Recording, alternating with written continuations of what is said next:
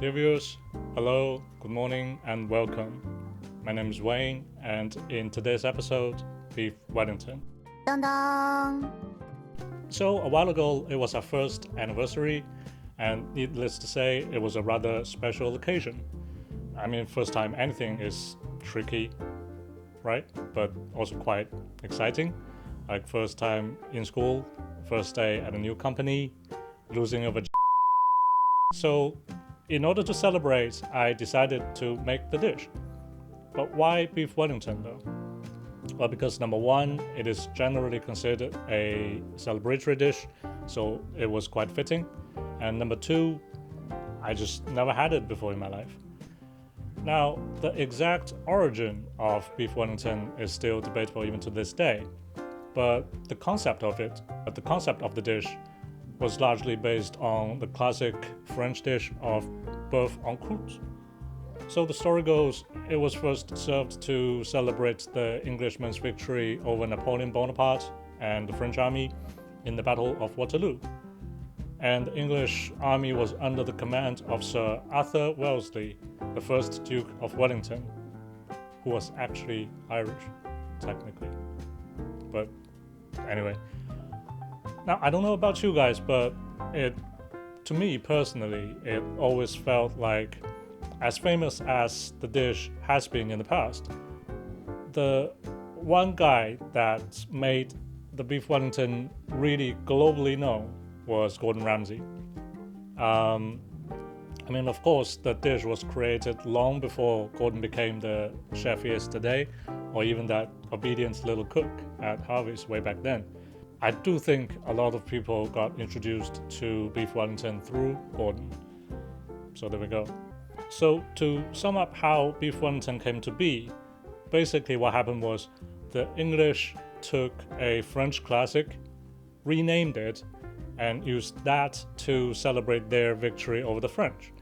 And then 300 years later came another, Gordon's actually Scottish, never mind, came another British guy and make the dish so famous that many believe that the Beef Wellington is quintessentially British. A proper NTR, if you ask me. I digress.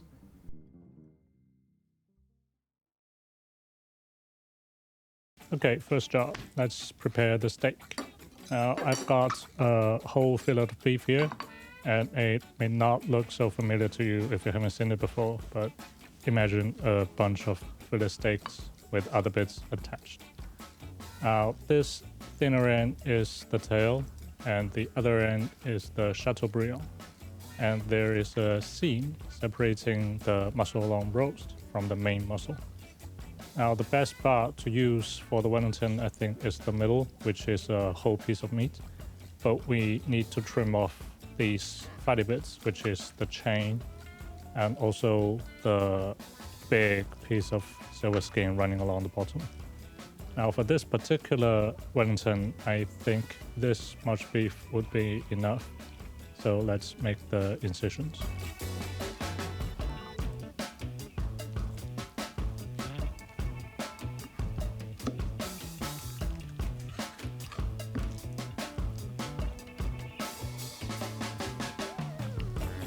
Once we get the meat cut,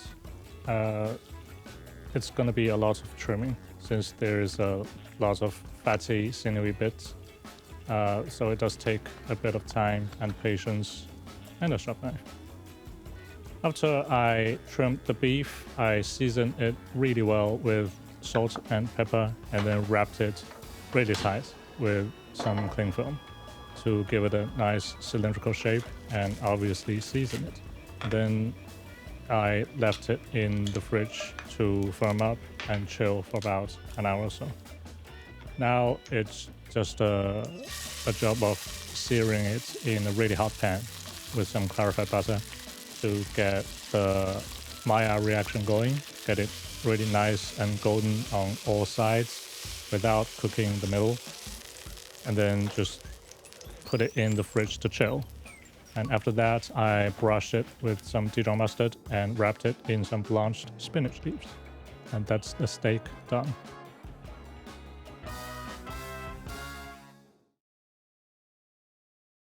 Now to probably the most important part of the Wellington, the puff pastry. And it is the one aspect that kept me from attempting this dish in the past, for the simple reason that puff pastries are just notoriously labor intensive to make, whether at home or even in a restaurant. Now, if this was any other day, I would just use a ready-made puff pastry sheet straight from the supermarket and save 90% of the pain and effort. But if this was just any other day, I probably wouldn't want to make beef Wellington in the first place. So, and oops, yeah, that was an escaping butter situation. So what I'm making here is rough puff pastry, and it is like a regular puff pastry, but about half the effort and about 80% of the result. So instead of laminating the sheets of butter and the flour dough together and folding repeatedly to form all those layers, the rough puff pastry incorporates chunks of butter into the dough, and then the dough gets folded several times to achieve a similar result. Now granted, the puff won't be as perfect or extravagant as the classic puff pastry, but then again, I'm not trying to shove a piece of steak inside a croissant. So rough is the way to go at home. The recipe I'm using is quite simple. Equal amount of very cold butter cubes and flour, 250 grams, a pinch of salt, and some iced water. What I'm doing here is using my fingertips with a sort of pinching motion to work the butter and flour into each other.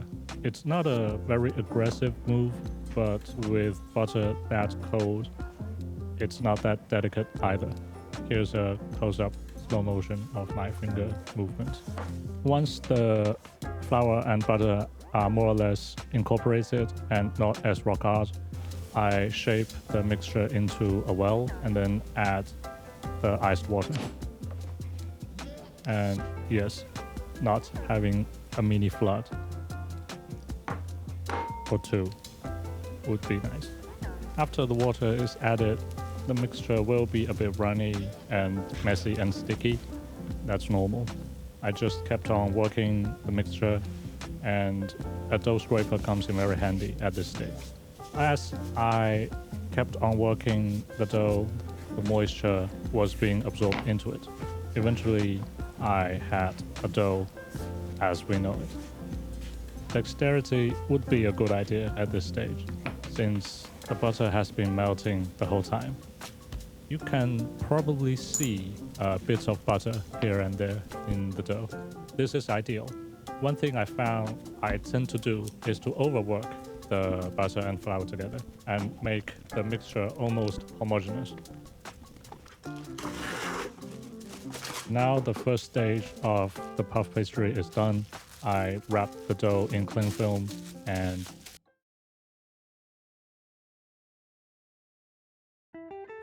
roll it. Oh, and before we go any further, this chunker of a rolling pin is really the start of today's video. Without it, this video simply wouldn't be possible. You'll see why later. It is solid marble and weighs a ton and really expensive, but absolutely worth it. And I totally didn't realize that this bit was overexposed. I tried to save it in grading, but sorry. Okay, moving on. What I did was roll the dough out into an elongated shape, then fold it back as if I was folding a letter, so that it gives it a rectangle shape. That's the first fold. Then I repeat the process 2 more times, making sure to brush off any excess flour between folds, and then put it into the fridge to rest until ready to use. Next, duxelle. Now there's really nothing much to say about this other than I did a lot of chopping and the smell of mushrooms was nice. The shallots, on the other hand, not so much.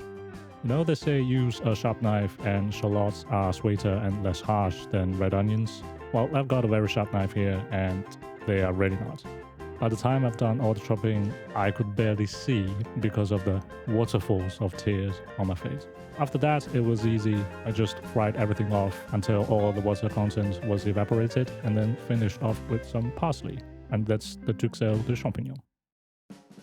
The last main component is the crepes, pancakes.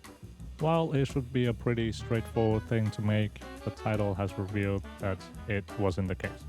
Anyway, this section shows one of my first few attempts by following the recipe by Escoffier, thinking surely the girls must know what he's writing about.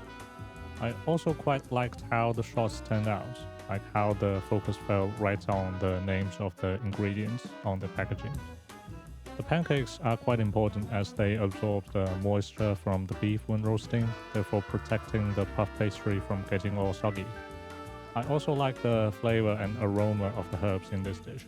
I've got here some parsley, chive and chervil. As you can see here, the mixture is done and it's quite runny. Equipped with confidence knowing it's an Escoffier recipe, I turned to the pan. What could possibly go wrong?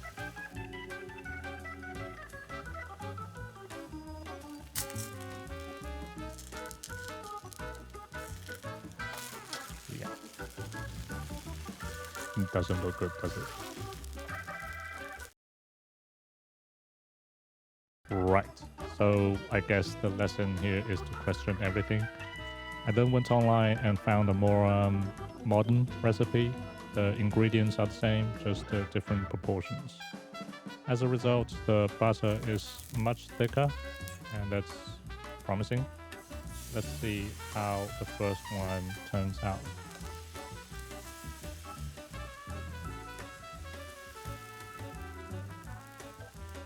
Okay, it's sliding.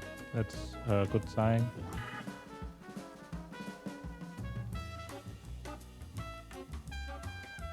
Right, can I flip? Oh.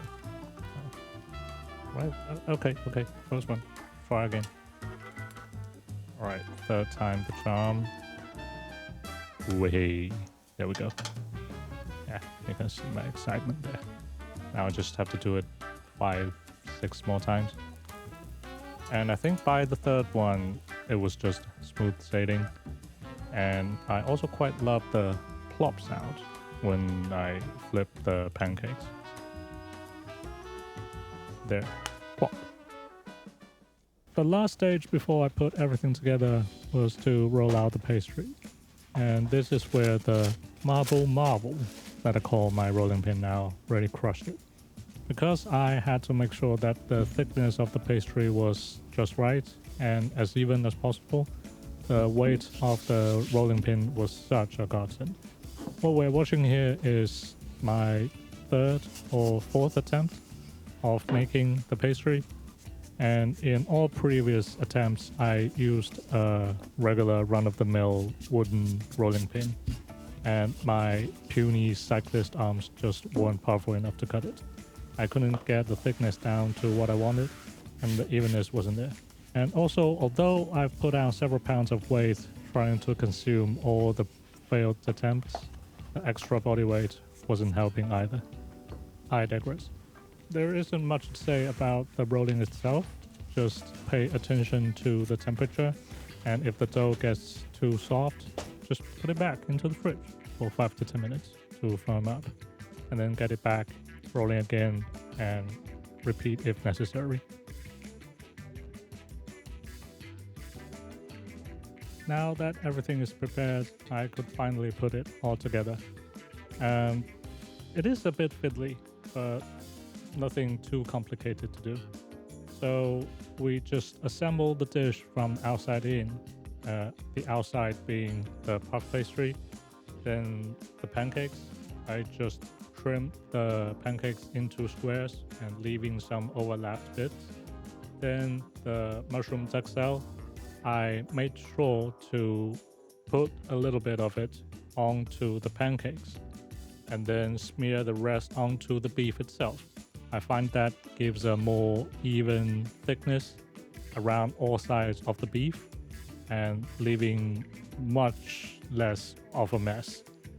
And then after that, it's a matter of pulling up the pancakes, egg wash the overlapped bits to cover up the mushroom and steak. Just remember, after you've done the wrapping, you trim off the excess pancakes on the sides. The overall aim is to not leave too much of the pancakes or the puff pastry on any side of the final product.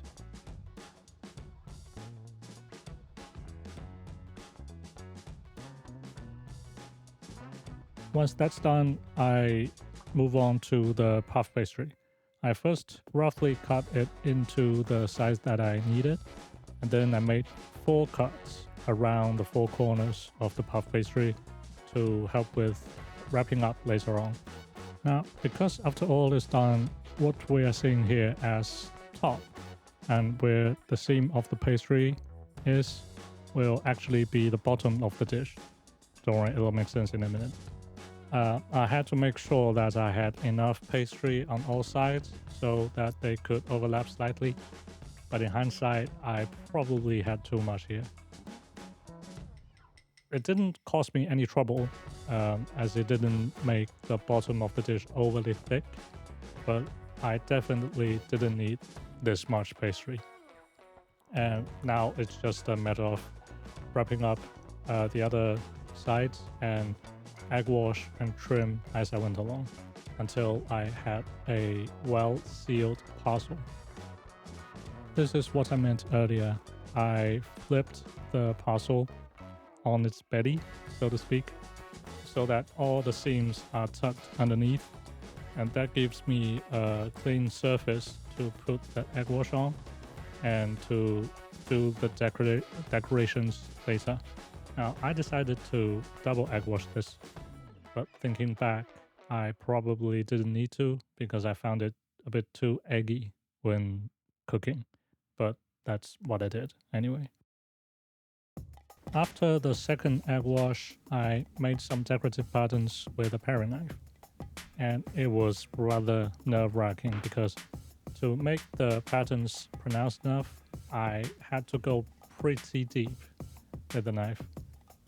But at the same time, I can't go too deep and poke a hole into the pastry and ruining the whole dish. So you can see my hands getting a little bit awkward from time to time. And the idea of the decoration was basically some branches and leaves and some random, strokes. And at the very last minute, I decided to make a decorative braided pattern with some of the leftover pastry and lay it across the top of the parcel. And I'm in touch with my feminist side.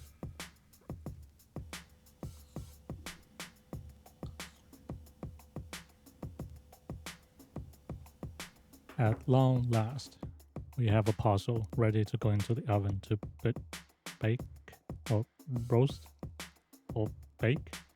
Well, let me know in the comment section. And here's a cliche time lapse. And if you notice the lighting looks a bit funny, points for efforts. Oh right, viewers, look at the result. I have to say it was the best I have ever done.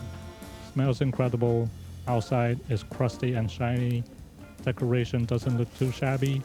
Let's cut into it. Oh, and by the way, I just hate people slicing Wellingtons with a bread knife. The grooves it leaves on the steak are just absolutely hideous. Yes, I'm talking about you, Gordon. Oh wow. See what I mean here? God. Otherwise put. Dear viewers, if you do decide to make a beef Wellington in the future, for God's sake, get a sharp knife and slice it with that. I've gone off topic again. I mean, it was cooked almost perfectly, if I do say so myself. The pastry was well cooked and flaky, the beef lovely and tender and pink all the way through. Can't wait to taste it. Let's plate up. With regard to garnish, I made some petit farci with courgettes and some Savoy cabbage and the trimmings of the beef. Because this video is already quite long, I didn't include the making of them. For sauce, I went with simplicity and just made a reduction of beef stock and infused it with some thyme, garlic, lemon peel, and finished with a few drops of lemon juice. One major cock-up was that I completely forgot to buy some watercress to fill in the empty voids on the plate. these little bunches of chervil was all I had, and it was pretty late, so I guess there's always something left to be desired. As this was meant to be a celebration, a bottle of champagne would be a natural choice in terms of wine, but considering the history behind this dish, I went with a bottle of bubbly from England, a bottle of Gascon. I think it's appropriate in many ways. Wink wink. And it tastes pretty fantastic. Now, in recent years, we have seen many award-winning sparkling wines coming out of England, and one major reason behind that was climate change that favored the conditions for growing grapes in the region. And it is to a point where many French chateaus are beginning to invest in lands in southern England. So that probably means we're going to see more delicious sparkling wines from England in the future. And that's always great. Should be twist.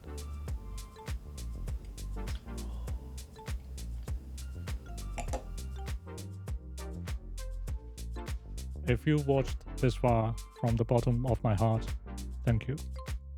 This is the first time ever in my life I've done a complex dish like this. The first time I've ever properly shot a video of me making anything. First time learning to edit.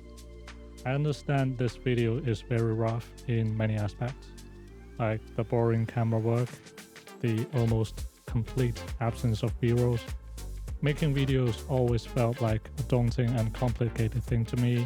Now that I've made a first attempt, it doesn't seem so daunting, but still complicated. The other day, I looked at my YouTube account and saw that I've been consuming content for nearly a decade. Today, I've become a creator of content. Well, sort of. I really hope you enjoyed this video, and if you did, I'll be very happy. Now, as much as I'd like to recommend you to another video of mine, there simply isn't one yet. But it's already in the making, so it'll be out pretty soon indeed. Lastly, thanks again for watching, and I hope my experience would encourage you to give something new a try. It's exciting. See you in the next video. Take care.